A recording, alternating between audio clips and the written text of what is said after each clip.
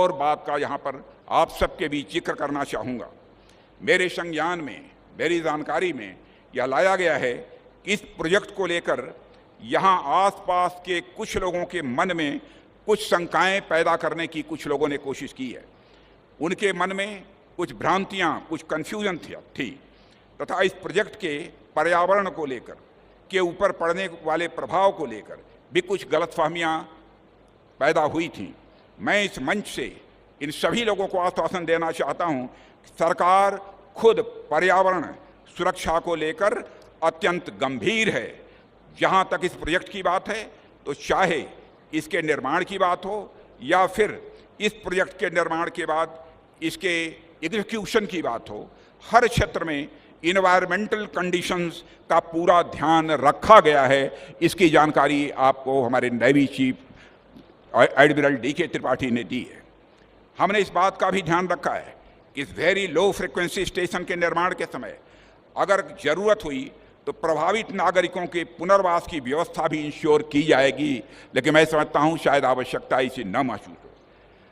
Sustainable development, सतत विकास, यह हमारी सरकार की सबसे प्रमुख प्राथमिकताओं में से यह एक है और यह बात मैं पूरी जिम्मेदारी से कह रहा हूं। साथियों, आप देखिए कि पिछले 35 वर्षों से INS कट्टाबोमन में जो हमारा कम्युनिकेशन स्टेशन इस समय कार्यरत है, उसने भी वहाँ लोकल इकोसिस्टम पर किसी प्रकार का नेगेटिव इम्पैक्ट नहीं होने दिया है।